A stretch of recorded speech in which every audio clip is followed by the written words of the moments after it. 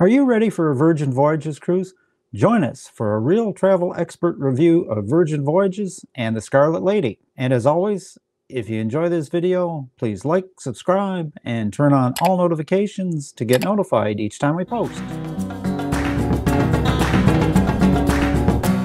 My guest today is Shari Marsh, owner of Cruise Holidays Land at Sea and Shari Marsh Travel. Shari specializes in luxury cruise vacations for clients in Raleigh, North Carolina, and around the country. Hi, Shari. Welcome back to RTE Travel Talk. Hi, Ken. How are you this morning? I'm just absolutely wonderful, Shari. So, Shari, most of our viewers and listeners have heard of Richard Branson, but I would bet that most of them associate him with Virgin Galactic and space tourism. Not that many probably realize that a couple of years ago, Sir Richard launched Virgin Voyages, which is an actual cruise line. One of their first ships is the Scarlet Lady. And I've been really curious to speak to somebody about their experience aboard Scarlet Lady. I understand that you've just returned from being aboard the Scarlet Lady.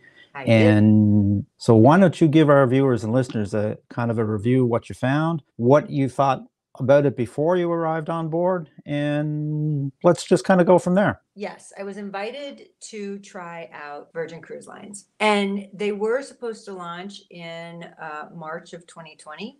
And we all know what happened in March of 2020, and they delayed their launch until about, I want to say they've been in the water maybe 4 or 5 months now. Okay. So yes, I had an invitation to experience them. Keeping in mind, I've been on 55 cruises and 7 river cruises, so I've got some experience behind my belt. And to be honest with you, I almost did not accept the invitation. I get that because, you know, looking at the Scarlet Lady, it's very unique. I even felt it might have been a little edgy. So I was like, oh, I don't really know if I really want to do this or not. And then I thought, well, wait a minute. You know what? I have guests from one end of the country to the other. I have guests in France and in South Africa. So, I mean, I have guests everywhere. And I shouldn't assume that I know what is going to appeal to all of them. So I decided, oh, why not? How bad could it be? However, in prepping for going on Scarlet Lady, if you start to read the website, it's a little cheesy. That's the best way I can put it. Right. It gets a little cheesy. Everything is ahoy sailors, and everything is geared around sea talk, and that's really cutesy for a while, and then after a while it kind of wears on you, and you're like, come on, let's just get down to business.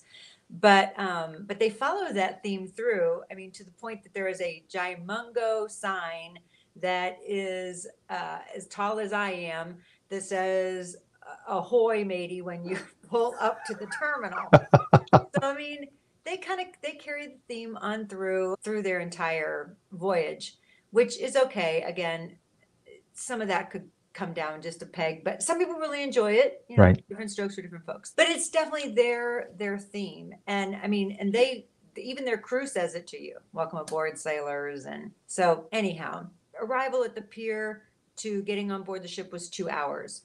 So I didn't think that was that bad, considering that we all had to file through and get an antigen test and wait for the results of the antigen test, and then we got to get on board. So I didn't think that was too bad. Virgin Voyages is completely all-inclusive with the exception of alcohol and coffee drinks. So Right. Your Wi-Fi is included, your gratuities are included. So it's not as basic as some of the ocean cruise liners are. The ship itself is very pretty. She's very modern. To me, that's really not the make all, break all, or what I'm looking at when I'm looking at a cruise line. The crew were unbelievably happy, and I wondered if it was a first day thing, and I'll tell you it wasn't. When we go through pros and cons, I'll tell you that they were absolutely amazing. The one problem I did have with them, and I actually talked to them about it, was I had a lot of problems with the app before getting on. Oh, really? Yes, and you have to do everything through the app. Right. You have to check in through the app. You have to make your reservations through the app. My app never really uploaded all the way. So I did not realize there were things that I was missing. If you don't know, you don't know what you don't know. So I was in that position of I didn't know what I didn't know. So I was talking to somebody else who was also using it and finding out that, like, I was looking at little circles that were supposed to have pictures. Mine didn't have pictures. So I did spend a little time with the reservations area. Super sweet, super knowledgeable, super nice people. We did get it to work for one day, long enough for me to make restaurant reservations, which is crucial with this cruise line. And then I didn't have it again. Just a bit of an issue. Yeah. Okay. And there were, but a lot of the cruise lines are going through the same thing. Right. As they're putting more and more activities on an app.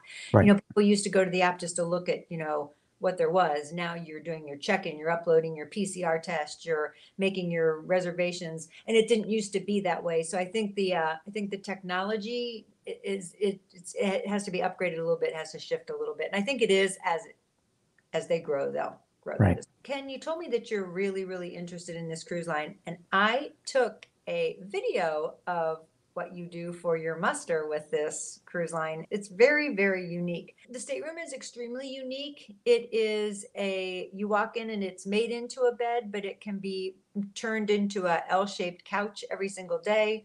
I opted to leave mine in bed form. How did the stateroom size compare to other cruise lines you've been on, Shari? I thought the stateroom size was the same. I will tell you, this is one of the biggest cons to this cruise line, in my opinion. Okay, a couple of things. The balcony size is really nice. There are 2 chairs and a table out there and a hammock. I didn't use the hammock, but some people did. But what was lacking, and it was real apparent from the beginning, it was lacking in storage space. Oh, really? Yes. All staterooms are little puzzles that every little square inch has to be utilized. And in this particular case, I did not feel that they had well thought out storage. There were no drawers at all. There were stacks where you could stack things in, but there were no drawers. There was absolutely zero storage in the bathroom. That would be quite a surprise for people that have cruised a lot, especially on some of the premium lines. Not a place to open, not a medicine place. There was the only place that there was any storage at all was underneath the sink, where they usually keep extra towels and tissue. I had to move all that to the side to have a place to actually be able to put some things. So that was the biggest con for me. And to me, that indicated that a non-cruiser had come up with the concept. I mean, I get it. I was in what's called a sea terrace. Right. The sea terrace is a regular balcony. There was nothing wrong. However, if you are concerned about space, and I will tell you that the bathroom was extremely small, like when cruise ships first started, we used to always laugh about that little thing in the corner. It was a tiny bathroom. If you're concerned about that, there's another level you can go to. They call it Rockstar or Mega Rockstar. Right. Those are their suites, and their suites have their own area. They have their own upstairs terrace. They have their own bar. They have their own whirlpool, not pool, but whirlpool. They also have, some of them have unlimited alcohol. It's already built in. Some of them have mini bars with alcohol as well. That's already into the price. Mega Rockstars have private transfers both directions. So there's definitely some perks to going to Rockstar level or Mega Rockstar level. In the future, when I go again, and I'm hoping to put a girlfriends group together with my friends. I think I'm going to try the Rockstar level. So let's get away from the cabin. So the voyage itself. The biggest things that I will tell you that I noted that were amazing were, number one, it was wonderful not having anybody under the age of 18 on board. I love kids. I raised children. I have 2 little baby grandchildren. I love children, but I also love non-children times. And it was really, really nice to sit around the pool and just have adults. So it's like that. Totally adult ship. Only, no exceptions. Okay. So 18 and up. That was great. The food. They tout themselves as being no buffets. Right. That's a little bit of a stretch as far as what they call the galley. The galley is what looks like a gourmet food court. There's a burger station, there's a bento station, there's a salad station, there's all these different stations. And I was not able to ascertain if they were doing the food in the galley the way they were because of COVID or non-COVID. But at this point in time, you sit down at a table and a server comes over and takes your order and then goes to those different stations and gets puts it in on his little pad and goes to the station and gets them. I don't know if they were doing that as part of COVID protocol or if that's the way it's going to be, which would be why they tout no buffets. But to me, that was kind of buffet food. I'm just saying it. It sounds the same. It's just that your server's bringing it to you. Right. I think it's a fine line. It may possibly leave open the option if they want to change their method of operation in the future. Right, exactly. Now dinner. There are no quote main dining rooms that people are used to. None. Okay. There are 7 what I would usually call specialty dining rooms, but they're not specialty dining rooms because there's no charge. Okay. So there are 7 themed, let's go with themed restaurants. There's a Korean, there's a Italian, there's a steak and seafood. So there's also there's a place called Razzle Dazzle, which is all vegetable, although I found out at the end that there's a secret menu for people who are not into vegetables. I didn't know that, but we were only on 5 nights, so we chose 5 restaurants. Right. The Korean restaurant was absolutely outstanding, maybe better than some on land. I actually found the evening food to be way above most ocean-going vessels. Way above. Really? I found the nighttime food to be absolutely amazing. There wasn't a meal that I had that I didn't think was outstanding, and the service was outstanding. That was great. That was a definite high note of the voyage. So you mentioned you were on for 5 nights. They're going to do more than 5-night itineraries, though, right? Right now in the Caribbean, they're sticking to 4 and 5 nights. They are going to be doing 7 nights in the Med. In fact, they have a brand new ship that's out currently. Okay. So Shari, how does the atmosphere on board Scarlet Lady compare to, would we classify them as kind of resort style contemporary, or are they do they lean more towards the premium type of line? Probably resort style contemporary. So looking at the marketing, I felt that they were targeting 30-something millennials with money. Right. And are they? Right. My biggest surprise was the age demographics was 45 to 65. Oh, really? Never expected that. Yeah. Never. I thought I might be the old person on the ship, and I definitely was not. In fact, there were several 75 and 80-year-old couples, and they were loving it. Great. Which shocked me. Great. But that's the beauty of a cruise ship. You don't have to do the things that you don't think work for you. The crew on the ship is another huge plus. The crew on the ship is the happiest crew I think I've ever seen, besides about 2 other cruise lines. Well, you know what they say, a happy crew makes for a happy ship. Yep, and they were a definite happy ship. The entertainment was definitely same but different. I mean, it's a cruise ship. I went to a show that was some singing and dancing. I went to a couple of different what I consider to be cruise line shows, and then there was the different. And I will tell you, was one of the things that I really enjoyed the most was the very first night was a pajama party. It was out on deck, and I wondered how the dress code was going to go. Right. And it went very much like I kind of figured. There was nothing too edgy, although I had asked, and I had been told some people come in bunny suits and all sorts of things, but I didn't see any of that. Most everybody were in flannel pants and a shirt, or some sort of something similar, or in their bathrobe with whatever on, and their fluffy slippers. But I liked it a lot because I think it set the tone for the rest of the cruise. It showed how very decompressed things were going to be, how it wasn't going to be formal. We got to see some of the dancers came out and did, a dance. There was a diva on board. The music was mid 70s to early 90s. Everybody was singing along. It was definitely not what I had expected. So that just goes to show that they really are targeting the 40-plus demographic. But they aren't marketing to the 40-plus demographic, and I actually talked to them about that. But that's a whole other subject. So, Shari, did you spoke to them? Do they expect to attract that demographic, and they've just gotten this older demographic to? They think they're going to get all demographics, but Mhm. their definite target is mid 30, mid 40 Right. range. And that starts to show in some of the entertainment.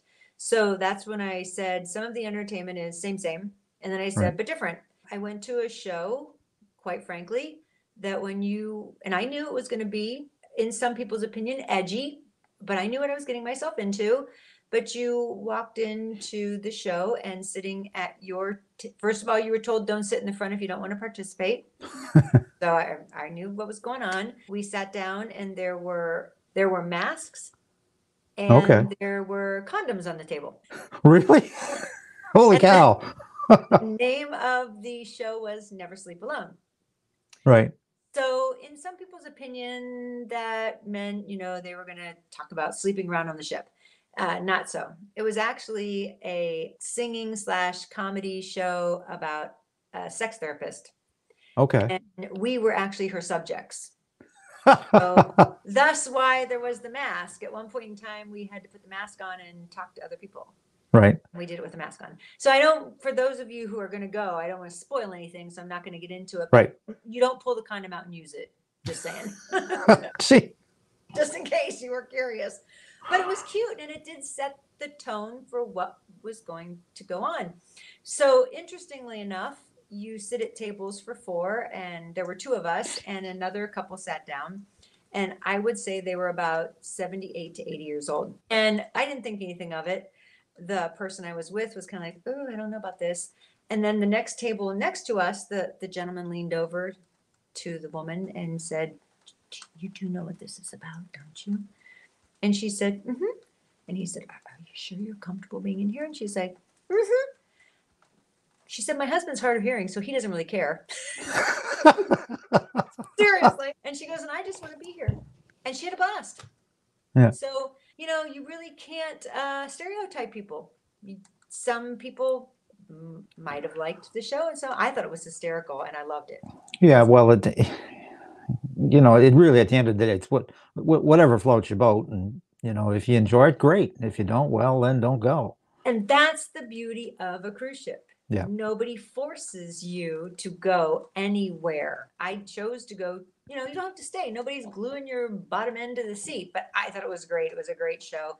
There were a couple of shows like that. And then, like I said, there were a couple of shows that were just what I would consider normal cruise line shows. Their big things that they set themselves apart with are the pajama party, which, like I said, I thought set the tone for the cruise. The other thing that set the tone for the cruise was the captain spoke to all of us the very first morning. Right. And introduced himself, and then he said, this will be the last time you will hear from me until disembarkation. He said, we don't believe in announcements. We don't believe in, calling you to things. You can read, you can ask people what's going on, but we're not going to be bringing you on to bingo, which, by the way, they have bingo. So there are things that are what we consider normal ocean going type things, but they also have mixology classes if you want to learn how to make cocktails. Right. And their biggest event is the Scarlet Party. And the Scarlet Party starts inside with magic shows and magic acts and things going on around the ship. Everybody's wearing red, or most everybody's wearing red. And it ends up in the pool party.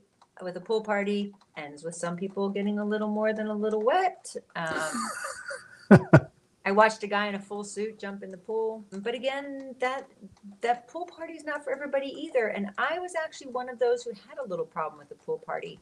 They had the music, and I had read this online. One of the biggest complaints people had was that level of the music. I didn't find the music to be too loud poolside. I didn't find it to be too loud anywhere but this party. And this party, they had it, in my opinion, at a deafening level, higher than a concert. It was overkill. They could have brought it down a decibel or 2. It was pretty loud. Wow. They've only been in the water, what, 5 months? Yep, a few It's months. still it's probably still a bit of a learning curve for them as well. They'll adapt. Tweaked. I agree. So who do you think Virgin would be best suited for? I actually really liked it, and I'm actually trying to put together a girlfriend group to go on it. So that ought to tell you. I saw some bridesmaids groups on there. They look like they were having an incredible time. I thought that was a great venue for them. Right on. The fitness center is something I do want to talk about. Okay. On most of the cruise lines, the fitness center is an afterthought. And I don't mean that it's neglected, it's just not the focus. So I shouldn't really say an afterthought. I should say it's a necessity, but it's not the focus. But they might have some yoga classes, or they might have spin classes, or, they have certain things. The fitness center on board Virgin, first of all, is huge. Secondly, it is not one room area. It actually surrounds one of the pools. So it's glass that looks out on one of the pool areas. And so the spin bikes and the treadmills are all facing the pool area. I don't know if that's good or bad, because I'm afraid if I were watching the pool area and it was sunny and I was on the treadmill, I'd be like, yeah, we're done. That's enough for today. Head to the pool. But also they had things from the fitness center that were outside on a deck that walked around. So there was a boxing area, and there was like a kickboxing area, and there were some outdoor weights, and there were some outdoor things that you could do along the promenade that went alongside the fitness center. I've never seen that before. I found that to be totally unique. But they had really, really unique classes that I've never seen on ocean liners before either. And those filled really filled the morning. There were a lot of really great selections and a lot of things. Well, it sounds like you had a good time. Had a great time. What did you like best about Virgin? I thought the food was amazing. I did something called the test kitchen. You don't order at all. They bring you 6 different courses. And the final course was some sort of specialty filet mignon steak that was done some interesting way. I don't eat red meat. I informed them of that in the beginning, and they did this vegetable tart for me instead, and it was to die for. But you can pair it with a cocktail test too. So the cocktails came in, glasses about this big, 6 little cocktails about this big. They were paired with every meal. Right. And that was a cost. But I thought it made the whole experience even better, because we had bartenders coming from one side, and we had the food people coming from the other side, and we had all these really creative cocktails and foods going on, and it was a lot of fun. It was great. The pizza on board the ship was some of the best I've ever had on board a ship. Again, it was not in the galley. It was by itself, and it was an indoor-outdoor venue again. The other thing that everybody should know is, like a lot of the cruise lines, they have their own, not private island, but private beach. This is actually a privately run portion of Bimini Island in the Bahamas. This was also a really good surprise to me. I wasn't expecting a lot. There were 2 very, very, very large pools that were like little twins and big twins. And there were 2 pool bars at the end of each one of them. There were other, bars around. The beach was drop dead gorgeous, just beautiful, beautiful white silky sand. The water was the most beautiful shade of blue and had 0 seaweed. You could see to the bottom at all times. That I couldn't wait to get in that water, because I knew I was going to be able to see everything. And it was just absolutely gorgeous. It was warm. It was beautiful. Their idea of a barbecue was nothing like any barbecue I've ever been to in my life on a cruise ship. And it was super delicious. It was super good. It was such a super relaxing day. DJ played songs. We stayed at the pool that was a little bit further away from the DJ, so you could enjoy, it at your level or in a background level. They had a floaty party. It was of course, it helped that it was a beautiful day, and they did a beautiful job. So obviously that's all included. That's all included. You mentioned at the top of the show that they're very all-inclusive. I would expect that doesn't extend to other shore excursions at other ports, or do they include shore excursions? No, they do not include 2 things, 3 things really: shore excursions, alcohol, and spa. So shore excursions and spa are generally not included anywhere. Anyway, for sure. Yeah. And like I said about the alcohol, I really think that that's just because they lend in some cases to a party atmosphere, and having unlimited alcohol would probably not be conducive to some people wouldn't be able to handle that very well. However, You and I have both been on ships where that that becomes an issue. It does become an issue. I wish I had brought it with me to this interview. I kept it, but one of the other most endearing things about this cruise line, and I give them major kudos for, is you do everything with an armband. And I have not enjoyed that on Royal Caribbean, and I have not enjoyed that on Princess, because they are these plastic bands with this big thing. And when you want to drink, you have to take off your band and give it to the bartender so he can bring you a drink in the pool, and then he brings you back your band. And I've always felt that there's this disjoint, and I've never enjoyed it. In fact, the one time I had it on Royal Caribbean, I took it off and left it in the room after 24 hours. I couldn't stand it. This was different. In fact, I didn't even take mine off until I got home. With that, you do every single thing. You open your door with it. You go into entertainment venues with it. You buy your alcohol with it, your specialty coffees with it. In this case, the crew has what looks like an iPhone. Right. So they just scan a QR code or something that's on the band, and away you go. Yep. Tap your wrist and you're done. So Scarlet Lady sailing in the Caribbean. You mentioned that they have a new ship that's coming online, which will be doing the Mediterranean. Valiant. Primarily right now for 22 and 23, we'll find Virgin Voyages just in the Caribbean and the Mediterranean. Correct. Do you have any advice, Shari, for cruisers looking to book for Virgin? I would say now is a really great time to go. She holds 2,600 people, and there were 880 on when I was on last week. I think it's the perfect time to go on board right now. But I'm, again, going to say what I tell my guests consistently.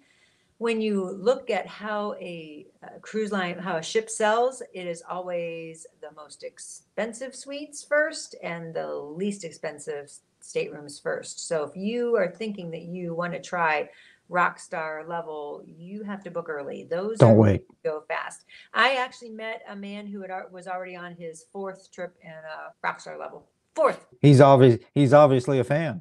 He's obviously a fan. Yeah. Well, Shari, that is absolutely great information. I'll leave your contact information in the description, but if for the benefit of our viewers and listeners, what's the best way to get hold of you? Email, and that is smarsh. It looks like smarsh @cruiseholidays.com. And my office number is 919-747-9996. You can always go to my website too, but it's a little more direct. Excellent. So if you step up to becoming a mega rock star, I'd love to hear all about that. So we'll have to have you back for that. We'll see about the mega thing, we'll see about that. And for those of you, my last thing that I'll leave you with, for those of you who don't like muster drills, right? This muster drill is a must do. Oh, really? When you go into your stateroom, there is a little iPad, and everything works through the iPad. You can open and close your curtains through the iPad. You can turn your TV on through the iPad, but the iPad is queued up for your muster drill. When you push play, sit down and enjoy the 5-minute concert. They sing and dance through everything you need to know in your muster drill, and it's adorable. And when you're all done with that, at 4:30 they signal that they'd like you to go to your muster station. You walk on down to your muster station, and they take 10 to 15 people at a time, and they show you how to put on your life jacket and tell you bye-bye. So you walk down, they check you in with your little thing. Yep. They show you how to put your jacket on, and they tell you goodbye. And they leave it open for about an hour and a half for you to wander down at your leisure. And it's a unique way of doing a muster drill. Their big slogan or their big feeling is they want you to do what you want to do, be who you want to be, enjoy what you want to enjoy all as you want it. That's why they don't have announcements. They don't have organized muster drills. They leave it wide open for you to come and go as you please, and even down to what you're wearing. Jeans are acceptable in the dining room here. The gentlemen were in nice shorts and shirts in the dining room here. It's more of a what makes you comfortable, what floats your boat, pun intended. That's really what they're after. That's the dynamic. Perfect. Well, Shari, that sounds great. So with that, I'm just going to wish you smooth sailing on all your upcoming travels and adventures. All the best to you, and I hope to see you on the Lido deck real soon. Thank you, Ken. Bye. Bye. And that about wraps things up for today, folks. A very special thanks to my guest, Shari Marsh of Cruise Holidays Land and Sea. If you'd like to reach Shari, I will leave her contact information in the description. If you'd like to reach us, simply send a question to questions@realtravelexperts.com. Visit our website, realtravelexperts.com, or leave a comment. We always respond. And as always, folks, if you enjoyed this video, a like, subscribe, and a ring of the bell is certainly appreciated and helps us to spread the word. So until next time, happy travels!